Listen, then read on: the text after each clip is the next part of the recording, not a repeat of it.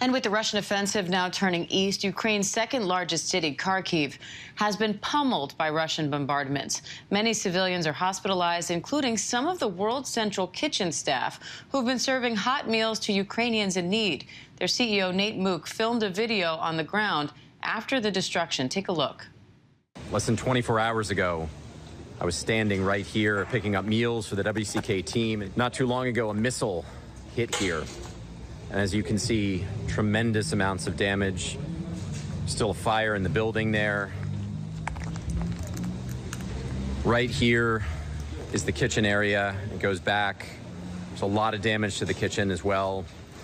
A number of staff were wounded. They're at the hospital right now. Nobody was killed in the restaurant, but we are told that one person was killed in this strike.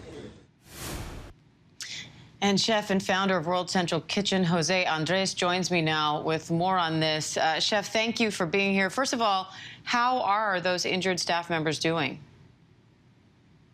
Well, we know that one person died, unfortunately, on that strike, on that missile strike with all that destruction. But the team members of our partner kitchen, of World Central Kitchen, they are in high spirits. They are already in their homes. They are out of the hospital. This is good news. And the best news is that the owner, our partner on that kitchen, asked all the staff, what do you want to do? And everybody said, we want to keep cooking. And they were able to move all the kitchen equipment that was safe. They put it on a truck. They move it to a new location in a bunker. And the good news is that today they are cooking, and one of the persons that was the four that were wounded, an amazing, strong woman, she joined her team and she is cooking already. This is the spirit of the Ukrainian people. Nothing seems to stop them. What was your reaction, Chef, when you heard and then actually saw what happened? Obviously, we know that we are in a country of war. We understand the risk that we take. Everything we do is always keeping in mind the safety of everybody. But these people are going to be cooking with us or without us. And we've been here more than 53, 54 days. We came within hours of this war began. And quite frankly, we are going to stay here for the long run. We have more than 400 kitchens across Ukraine and the 7 countries we are welcoming many of the refugees. We're doing more than 300,000 meals a day. We already reached 12 million meals delivered and over 7 million pounds of food. This is the work that we are doing in World Central Kitchen. We're adapting to the situation. We're delivering in more than 2,000 places a day. And we're going to keep doing this as long as we can while the Ukrainian people needs us to be next to them. And you and the World Central Kitchen team, you're always having to assess calculated risk. Has this incident impacted whether or not you will continue your work in Ukraine, or at least this part of Ukraine at this level? Well, in Kharkiv, we're outside in Yarko, that kitchen that was destroyed. Again, we have more than 30 kitchens in Kharkiv alone. We're in Odessa. We're even cooking with 5 kitchen partners in Kherson. We are... obviously in Lviv, we are with more than 90 kitchens here in Lviv alone. We are delivering food north of Kyiv to the many cities and little towns that were under the Russians' control for more than 30 days. We saw the things that happened to men, to women, to children, and to elderly, that they were being shot with the very simple thing of going out and venturing into the streets to try to find a loaf of bread. This has been the situation here. And now that these towns and these cities, they've been liberated, what we need to do is be next to them until the supermarkets can reopen. It's going to take time. A lot of people left Ukraine, but many are here. And we need to be next to these men and women that they only need us to try to cover. Yeah, he's super happy. He's always, I've been coming here now often, and this feels like family. And they are so happy every time they see us coming with World Central Kitchen. You know, I can understand why they would be. You are providing such a lifeline to these people in need, and yet we know that you are putting yourself in harm's way, as is your team, and yet you shared that even your team, who was involved in that strike, has already regathered the kitchen equipment and started cooking once again. We know that includes team members that were actually injured in the strike. So what fuels that kind of resilience?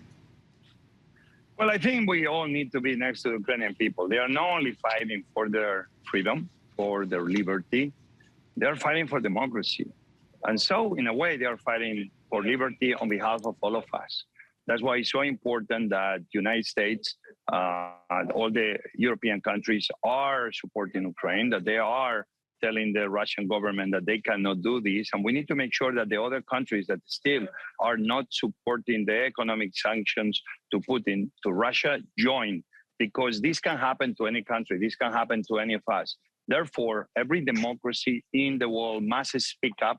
All of us, we must speak up. In our case, the way we have to speak up is with food. We are food fighters. We are here trying to provide relief, 1 meal at a time.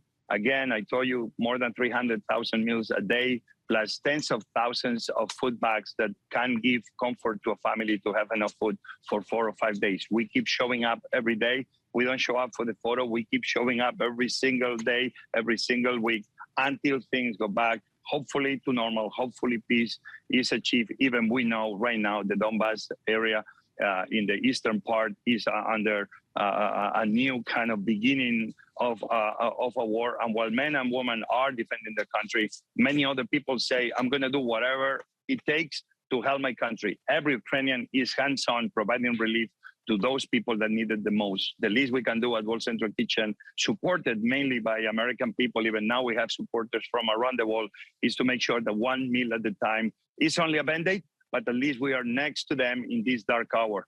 The people of Ukraine, they don't deserve anything less. And Chef, so much has focused in covering this war, of course, and where the fighting is focused, areas that are being bombarded. I know you're in Bucha, which was occupied by Russian forces but is no longer. What are you seeing there, and what do you want people who are watching from the outside to know? Well, I was in Bucha on the 1st of April. This was within hours of being liberated. It was very intense, to say the least. Still, they were checking for snipers. We were giving kind of support to make sure that we were safe, but also the people we were feeding were safe. That's why, for me, obviously, Irpin and Bucha, Hostomel, and all the cities north of Kyiv were so important for what we are doing. Even, I repeat, we are in so many cities all across Ukraine. What you see here in the back will be these kind of kitchens that everybody seems is doing in some of these buildings, that sometimes is 10, 20 people, but they are able to bring whatever they have or the food we bring. They do this kind of kitchen. Somebody is doing a little meal on its own. So, these kitchens is right now, let me show you, that man trying to do this fire, trying to do some food with the rice and the eggs and the meat we were able to bring. And that's what's happening in many places across Ukraine until the gas comes back, because right now they don't have gas yet, until the electricity comes back, because electricity is still hard because everything very much was destroyed. This is the way many people are feeding themselves. You see, World Central Kitchen, we adapt. We don't have one way. We have many ways. We open kitchens, we deliver hot meals. We deliver bags of food so people can cook. Now we are in the process of also bringing some gas kitchens so they can stop cooking with wood and they're going to start doing it with gas. This is kind of the World Central Kitchen way, always adapting on the place, with boots on the ground, being next to the people, listening to them. And in the process, we are supporting the local economy. We don't only put $1 to feed people. In the process, the restaurants keep the restaurant open, keep their employees paid, keep paying the farmers. We buy a lot of local food. We don't bring so much food from the side. When we can buy potatoes and beets locally, we do it because we are helping those farmers also in this very difficult hour.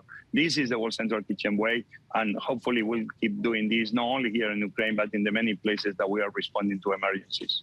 And it's so needed and clearly so appreciated. Chef Jose Andres, thank you so much for your time today and for the work you're doing. As they say here, Slava Ukrainia. So thank you very much. Let's support the people of Ukraine. Stay safe, Chefs. Thank you. Hi, everyone. George Stephanopoulos here. Thanks for checking out the ABC News YouTube channel. If you'd like to get more videos, show highlights, and watch live event coverage, click on the right over here to subscribe to our channel. And don't forget to download the ABC News app for breaking news alerts. Thanks for watching.